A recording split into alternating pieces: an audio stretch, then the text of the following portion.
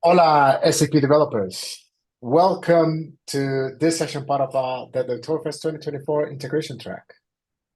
Before we start, please feel free to drop us your questions on the chat window as we'll be monitoring it, and we will answer some questions there, or we leave some questions for the end for Q&A. Now, this session is all about the open source project CPILint, right? And today we have a speaker who was part of the Oktoberfest last year. So if you haven't checked out his session for last year, I recommend you to check it out because it's still quite relevant. So today we have Morten, who is a well-known community member and an SAP mentor. And he will introduce us to CPILint and tell us basically how we can use it to put some governance on our integration flows. Without any further delay, hola, Morten, over to you. Thank you very much, Antonio. Thanks for inviting me back to the Oktoberfest, and congratulations on a really awesome start to the integration track today. Let me briefly introduce myself. My name is Morten Wittrock. I've been involved in SAP integration for, by and large, the last 2 decades. I work at the German consultancy CBS, Corporate Business Solutions, headquartered in Heidelberg in Germany, where I also live. I have a German last name, but I am in fact from Denmark. I'm also part of the SAP Mentors program, and I'm a big fan of SAP community events like this one. And I am also the founder of the CPILint open source project that we are going to be talking about today. And yeah, I'd like to set the stage by just briefly introducing SAP Cloud Integration, in case some of you are not that familiar with the product. So in a nutshell, Cloud Integration is SAP's process integration platform for the cloud. It's part of the SAP Integration Suite product, which is SAP's integration platform as a service offering. Cloud integration is one of the capabilities. There are others like API management, integration assessment, trading partner management, and so on. Cloud integration is, we can say, it's part of the family of products that also includes SAP Process Integration, PO, PI before that, Exchange Infrastructure, XI going even further back. But unlike those products, cloud integration was built from the ground up for the cloud. So it's not just PO in the cloud, so to speak, but there is a good deal of overlap in the concepts, right? We still have senders, receivers, adapters, channels, mappings, and so on, right? Cloud integration is based on an open source integration framework called Apache Camel, which is really cool and could be the topic of an entire session on its own, right? And the way you build your integrations in cloud integration is that you model them visually in the so-called integration flows. And I've got an example here, which is part of the pre-packaged content that SAP delivers as part of the license. There are a lot of these, thousands, on the Business Accelerator Hub. This particular one replicates cost centers between the ERP system and SuccessFactors Employee Central. So this is copied directly from the Cloud Integration developer tools, right? So this is what you would actually work on. And I think you can, probably tell already from that screenshot that cloud integration gives you a lot of freedom in how to model that integration. And especially if you're coming from SAP PO, where the message processing pipeline is very, let's say it's very rigid. There's a lot of flexibility when you come to cloud integration, and that is a good thing, right? But it also makes it harder to have consistency across your landscape across all your integrations. And having that consistency, that makes it easier to build new integrations, easier to maintain existing ones, debug them when they fail, and so on. So the topic of integration governance is very broad, also covers a lot of stuff that doesn't have specifically to do with the development, but part of that governance should be guidelines for how to build integration flows. And I've got a couple of examples here that are just randomly chosen. It could be when we build mappings, always use the graphical mapping tool, never use the FTP adapter for security reasons. If you do scripting, they have to be written in Groovy, and we have certain naming conventions that you should follow. Just examples here, right? There's a problem built into that kind of guidelines, and that is that very often they will sit in a document in your SharePoint or Confluence, and then you can point developers and everybody else to that document, and you can go, this is how we do things around here. But are your integrations actually compliant? A lot of the time we don't really know, because to find out, you would basically have to go to each integration flow and check, is it compliant with the rules? That would be very tedious. It would be error prone, and it definitely does not scale. And the size of this problem just grows with the number of people you have working in the tenant and the amount of integration content you have, right? And this is the problem that CPILint wants to solve. So yeah, I think with that introduction, we're a little bit better equipped to answer the question, what is CPILint? And it is a tool that automates those compliance checks just talked about. It has a bunch of rules built in that it ships with, and you then pick the ones that make sense in your context and that you want your integration flows to comply with. And then that work of going to each integration flow, checking if it's compliant, is done by CPILint for you. You'll get to see how this works in the demo in a short amount of time. It's a command line tool. You can run it from your computer, or for instance, in a CI/CD pipeline. We'll get back to that also. Initially, it was released in 2019. So CPILint just had its 5th anniversary, which we got to celebrate with a very nice 5 years of CPILint cake that I put on the slide here. There's been 5 new versions since then. The latest one, 105, came out just last month. And let's talk a little bit about those rules that are built in. At the moment, right now in 105, there are 24 different rules and variations. And I've added a couple of examples here. Naming conventions was probably the #1 most requested feature until it was added. And as you can probably guess, it's a rule that should set up naming conventions and naming schemes for different parts of your iFlow. So you want your content modifiers to always be named like this. You can put that in a rule and have CPILint check it for you. Duplicate resources not allowed. You can configure this to check, for instance, your scripts, to check for duplicates, which is also very useful for finding scripts that are candidates for going into a shared script collection.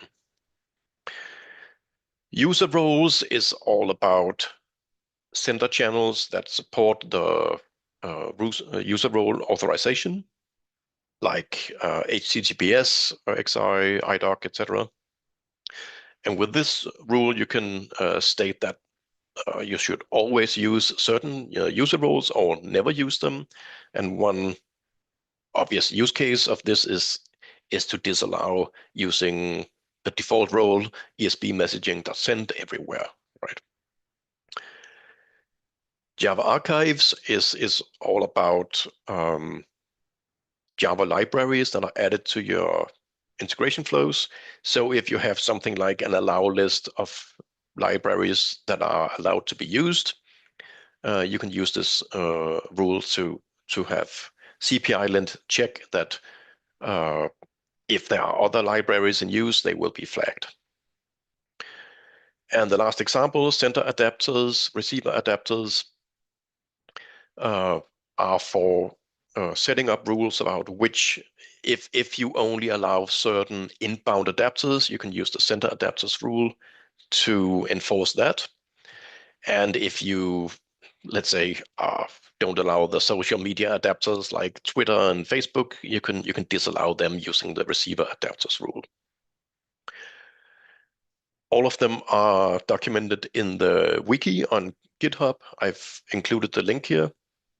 And maybe, yeah, just one key takeaway from this slide, those rules are not in themselves best practices. So you will not be using all of them, probably never. Instead, you pick and choose the ones that make sense, that you want enforced, and then just blissfully ignore the rest. And yeah, before we get to the demo, let's talk briefly about the name. Shakespeare pops in here to ask what's in a name, why is it called CPILint? And we can break it down into CPI, short for SAP Cloud Integration, and lint or linter, which is a tool. And yeah, here I just copied the definition from Wikipedia, flags programming errors, bugs, stylistic errors, and suspicious constructs. So a linter analyzes your code and comes up with suggested improvements for it, basically. And there are a lot of them out there. In the SAP world, we've got ABAP-lint for the ABAP programming language. You may also know ESLint for JavaScript and many others. So CPILint is a linter for SAP Cloud Integration. That's what's in the name. And yeah, you might be thinking, hang on just a second, how can CPI be short for SAP Cloud Integration? And if you did think that, good for you. You're very observant. Because CPI is indeed an outdated abbreviation. SAP Cloud Integration used to be called SAP Cloud Platform Integration, so that's where CPI is from. And this name change happened back in 2021. And then your next question might be, then why am I still using this abbreviation if it's outdated? And this is subjective, of course. My personal opinion is that we don't really have a replacement that works. I'm not a very big fan of the SAP CI abbreviation because CI is already very well established and it's something else, right? It's continuous integration as in CI/CD. So personally, I don't really feel we have a better one right now. So for now, I'm sticking to CPILint. Okay, demo time. What I'm going to show you is I've got a package here in a tenant with 2 integration flows. I'm going to walk you through the flows, and then we'll take a look at some rules, and then I'll try to run CPILint and see what happens. First integration flow here. So wait for it to load. They're both very simple. We've got a single FTP sender here that you can already now maybe imagine that I'm going to disallow. I've got a content modifier to set some headers, and then a process direct channel that sends the message on to another iFlow, which is this one. Receives the message on a process direct sender, executes an XSLT mapping, and then saves the message in a data store. And that's it. That's keep it simple. And these are the rules that I want to run. So the rules file in CPILint is an XML document where you add the rules that you want to check and the configuration for those rules. So let me step you through them one by one. Top one here is about disallowed sender adapters. Specifically, FTP sender is not allowed. The next one here is a rule that says that if you have a process direct receiver channel, there must be a matching sender channel with the same address, right? And that is checked by this rule. Next one is very straightforward. It just requires that every iFlow should have a description. And then a slightly more involved one. This is an example of the naming conventions rule. I'll show you the components here. This part says that this naming rule applies to content modifier names. This is a scheme that the content modifier's name should follow. We have a regular expression here that says content modifier followed by some digits. And then it's wrapped here in the not naming scheme. So the name of the content modifier should not be content modifier followed by some numbers. And then finally, there's a message here that says do not use a default name for content modifier steps. Then we have a rule about mapping types. Specifically, we only want to allow message mappings when we do payload transformations. And finally, when we do writes to a data store, it should be encrypted. So this is the rules file, and we saw the iFlows. So let me switch here to the command line. And yeah, initially I will verify that we actually have CPILint installed. We do. I can even do a check here that we have the latest version. It will go to GitHub and check that there's not a newer version available. Okay, so far so good. So to actually check these rules against my iFlows, I will include the option here to point at the rules file. And then I basically have a choice between checking integration flows that are in my tenant, or I can check them locally on my machine. If I export or download my iFlows from the user interface, they will end up as zip archives on my machine, so I can run CPILint against those. But in this case, I will run it against directly against the tenant. And I have to authorize, so that could be done either using username and password, and I give a host name of the tenant, or I can use OAuth instead, which is simpler and also more secure. And in that case, I only need to point CPILint to a service key that I've created in the BTP cockpit and download it to my machine. And this is actually it. I've indicated the rules I want to check, and I've got the authorization and the tenant in place. So if I ran this now, it would check every iFlow in my tenant. But I want to limit this to specifically the ones in that DevToberfest package. So I include the packages option, and I'll just mention the packages that I want to check. And in my case, only the DevToberfest one. Okay, so we are ready to go.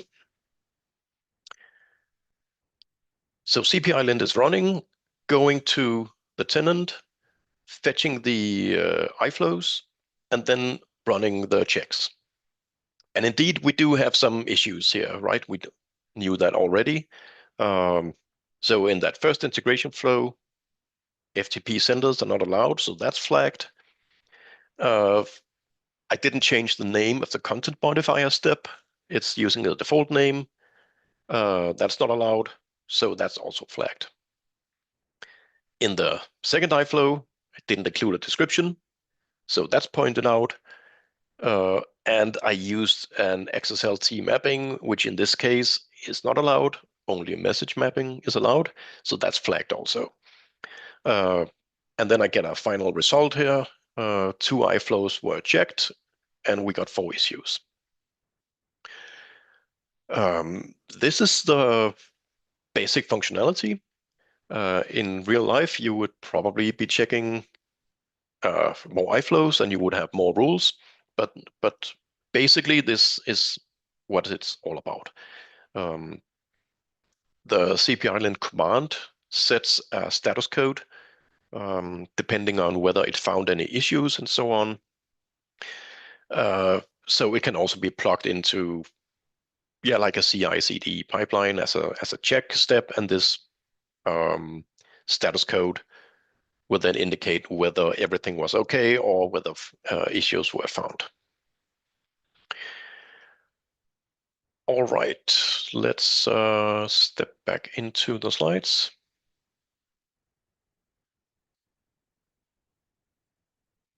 Right, so after you've seen the demo, let's talk a little bit about how CPILint works.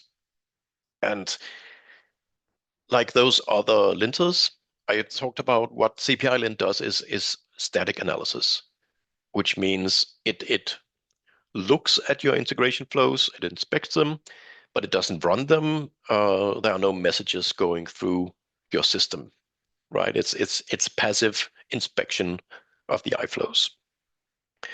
And in this case, in the demo, I inspected iFlows directly in the tenant.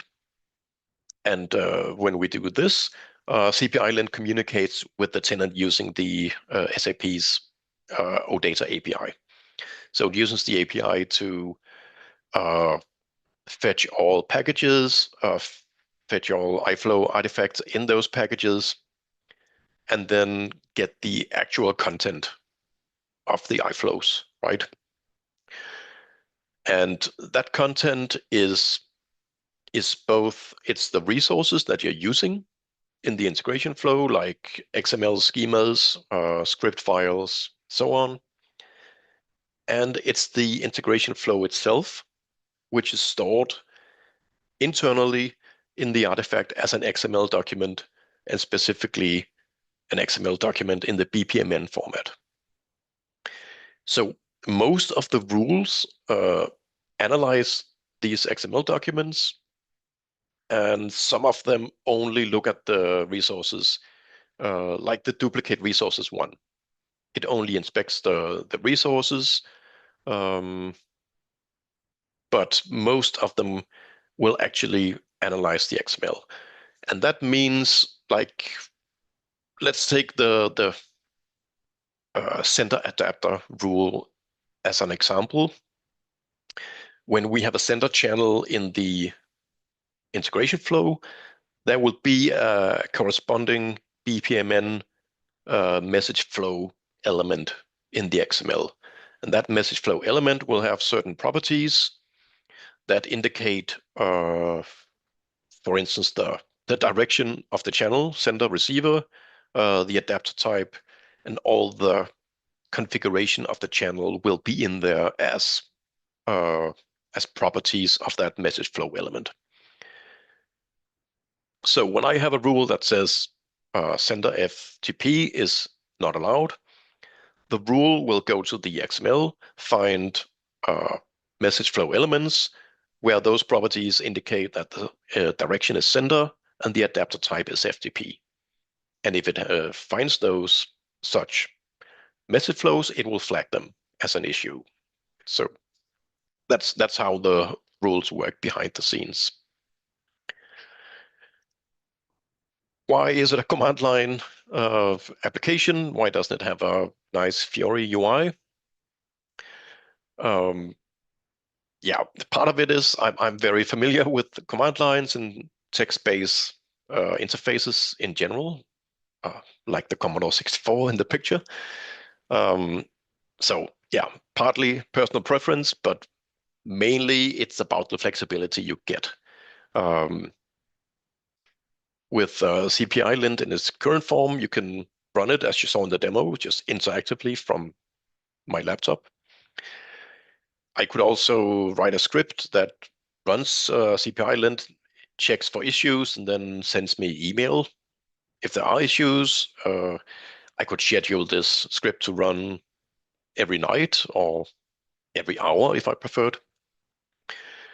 I could run it inside a CI/CD pipeline, as we talked about earlier, and that's something people and organizations are actually doing.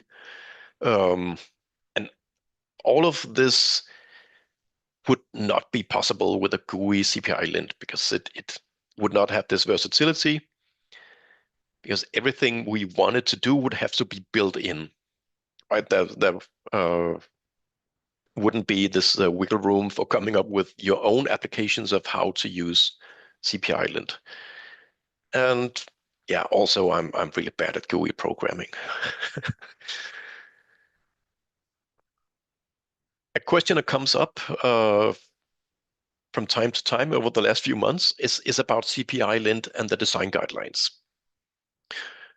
If you are working with cloud integration, I think you probably know that for a very long time, there has been official guidelines for how to design your integration flows in the documentation. And yeah, this is actually, it's very similar to the situation I described at the beginning of the session, where you have some written guidelines, in this case sitting in the SAP Help portal, and written guidelines are just very easy to ignore, right? But since April, you've been able to run compliance checks for these guidelines directly in the UI. I have a screenshot on the right here. And I think it's clear already that the concept then of the design guidelines feature and CPILint those are very similar. Both tools are a way to make your guidelines executable. But I would say there's not a lot of overlap in the rules. It's something like 2 or 3 rules that are present in both the design guidelines and CPILint. So when people ask me, should I use one or the other? This is clearly use both, right? Because you're getting better coverage. I would say that maybe the design guidelines leans slightly towards rules that are about stability of your iFlows and performance. CPILint leans slightly towards rules that are more about that question: how do we build iFlows around here, right? But basically use both, get better coverage. For those rules that exist in both tools, I would say maybe CPILint has a slight edge that the rules are external to the tenant.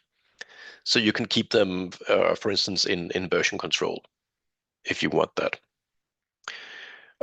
Unfortunately, there's no API for running the design guidelines checks. I hope there will be at some point in the future. Then it would be pretty cool to be able to run them from CPILint. So you can run your own rules, you can run the design guidelines checks, and combine that into a full compliance check of your iFlows. Not yet, though. We'll have to wait for an API. I've mentioned that CPILint is open source. What does that mean to you more specifically? 2 things. First and foremost, you have access to the complete source code. right? It's on GitHub. It's also included in every download of CPILint. And by complete source code, I mean every file that's needed, like build files, the Java source files, of course, everything that goes into the distribution, like the README and so on. So if you want to find out how a particular rule works, you can do that. They are documented in the wiki, but I mean the ultimate reference is the source code, right? And you have that available. Access to that source is not enough to make something open source, right? If you go to transaction SE80 in your SAP system, you have a lot of source code in there. But the interesting thing is, what can you do with that source code, right? And that's determined by the license. And that's the second point here. The CPILint license allows you to modify the code. It's licensed under the so-called MIT license, which is a very permissive license. It's also, as open source licenses go, it's very short and straightforward. And this means that if there's something you want to add or take out or change, you can go ahead and do that because the license allows it. So how do you get started? If you like what you've seen so far, the only thing you need on your machine is a Java runtime. At this point, you need Java 11 or newer. This will change in the next version of CPILint because Java 11 is getting a little old by now. But right now, Java 11 or newer. Then you go to GitHub, download the latest release, and then follow the instructions in the wiki on how to install. And it's very, very straightforward. And that's actually all there is to it. I've got a couple of sample rules files included in the download to get you started. So everything you need is in there. If you are technically minded and you want to play around with the code, build it yourself, something along those lines, I've linked to the build instructions here. But to clarify, this is only if you want to get into the nitty-gritty of the code. If you just want to install the tool and use it, then the top 3 bullets here are for you. Download latest release, follow the installation instructions, and that's it. Okay, so what's next? Rules are basically, they are the core of CPILint. I have a very long list of rules that I want to implement, both stuff that I've added on my own and suggestions from you guys and users out there. So definitely more rules. Also, I want to put in exemptions for rules because you have cases where there's actually a good reason that a certain iFlow is not compliant with a specific rule. And right now, you will get an issue raised about that every time you run CPILint. And that's just noise. And it's generally a bad idea to get used to that some of this output you can ignore. So with exemptions, you will be able to say that this iFlow is exempt from this rule, and then you won't be notified, and you won't have issues raised about that any longer. Then, yeah, the naming conventions rule supports a bunch of different names inside your iFlows, but there's still stuff that you cannot run the naming checks on. So I will be adding even more names in upcoming versions. And the last thing I'm working on, something I'm very excited about, is extensibility. So basically how you can add your own custom rules and then run them alongside the built-in rules in a very frictionless way. Because the rules that are supported right now by CPILint are sort of more general, broader rules, and you might have in your particular context or your organization something that's very specific to your circumstances that you want to check. And right now, you can't do that. But with this extensibility concept, you will be able to develop your own rules and plug them into CPILint and just run them as first-class citizens in CPILint alongside the built-in rules. So that's what's coming up next. If you have any ideas, suggestions, create an issue on GitHub. Issues are not just for bug reports and so on. They are also for proposals and suggestions. And I've also included here my contact information for LinkedIn and the SAP community. So feel free to get in touch if you have ideas for what to add to CPILint. I always really enjoy hearing from people who use the tool, and the to-do list is pretty long, but nevertheless, I really want to hear those suggestions, so feel free to get in touch. And yeah, with that, we got to the end of the slides. I am happy to also answer questions here. If you come up with questions later, use the contact information here. I'm happy to help you out. Thanks for listening. Awesome.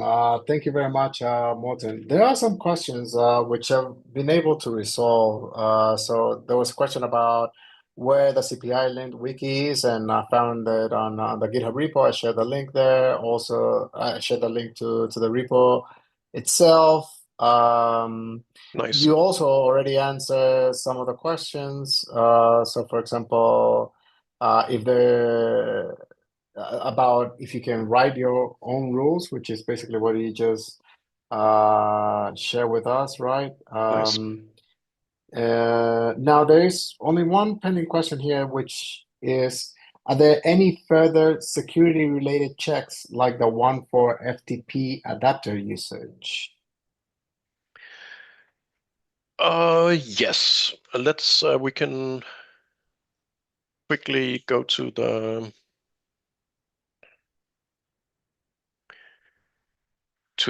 wiki here.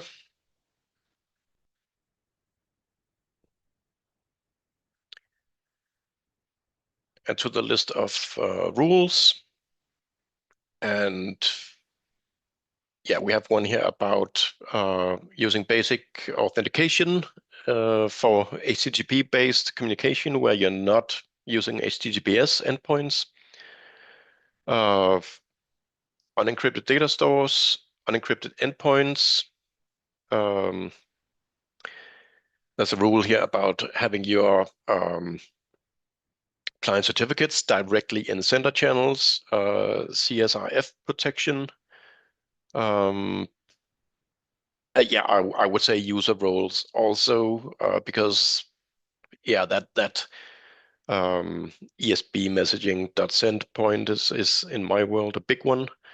Java archives to some extent also, because there are cases, where you want to disallow specific versions also of libraries that turn out to have security implications and so on.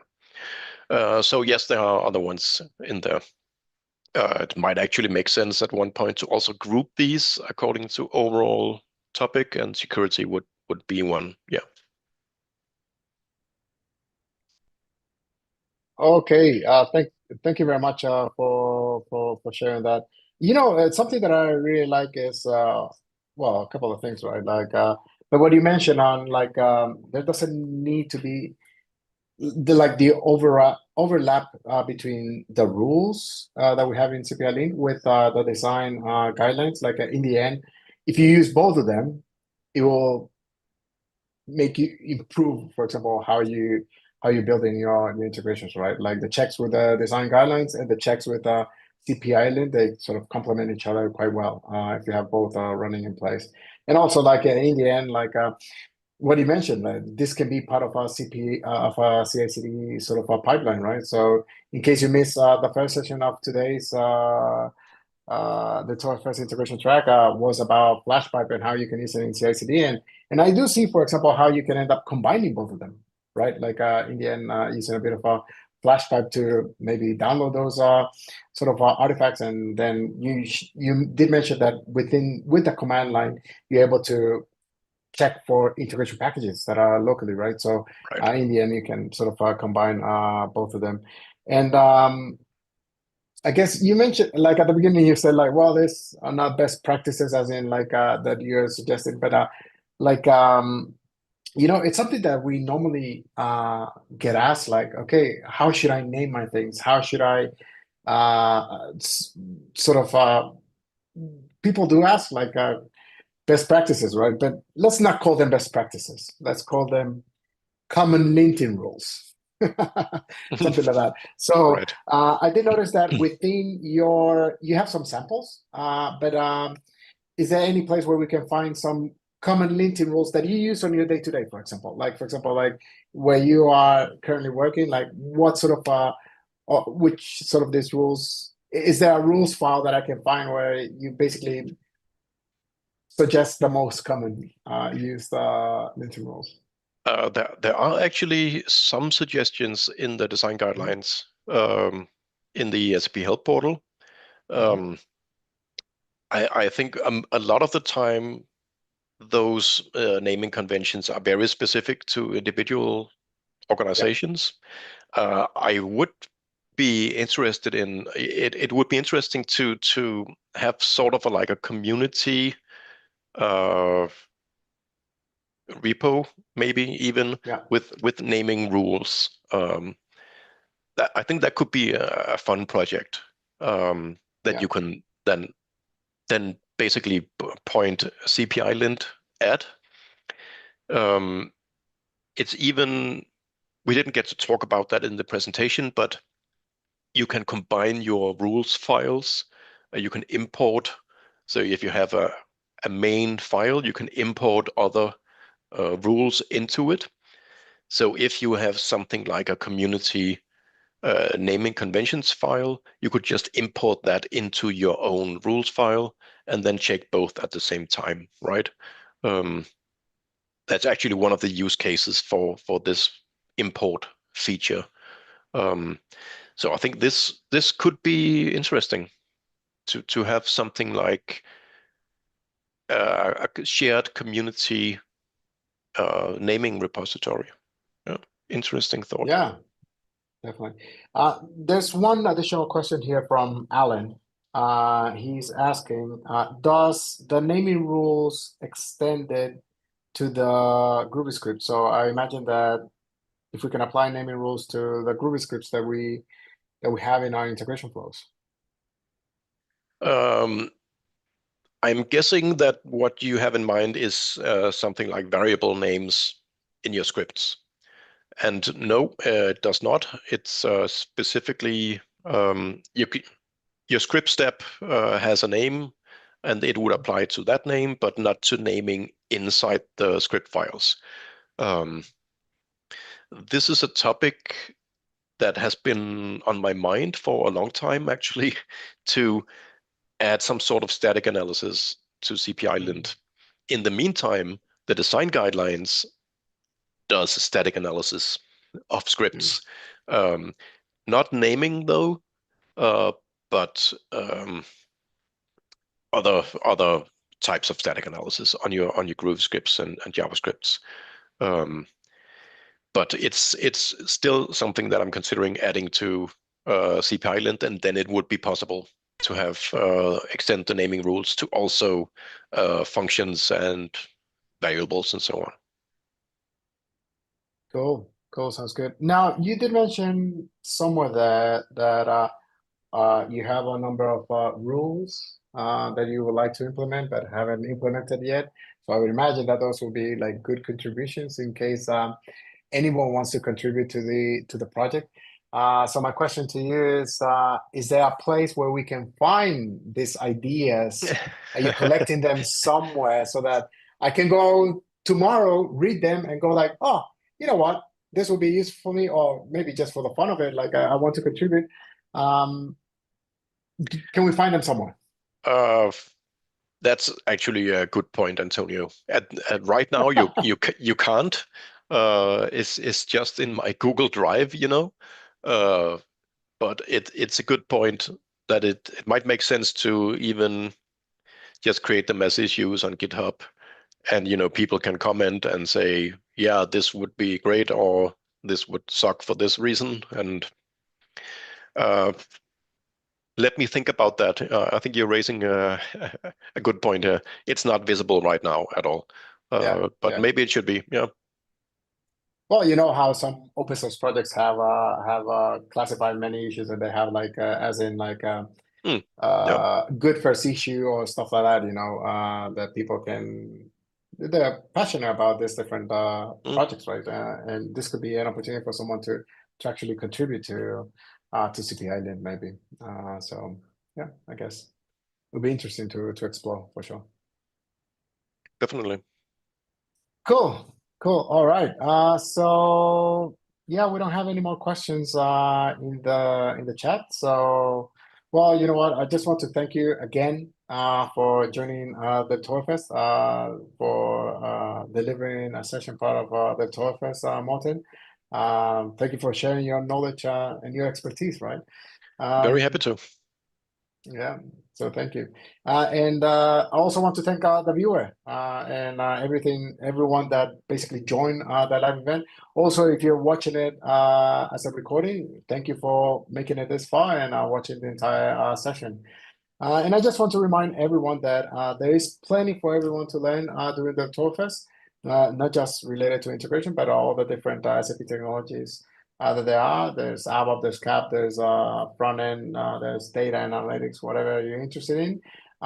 So make sure to check out the calendar in the Torfest group in the events, so you'll be able to find it there. And yeah, there's more coming tomorrow and for the next few weeks. So stay tuned. Thank you. Thanks, everybody.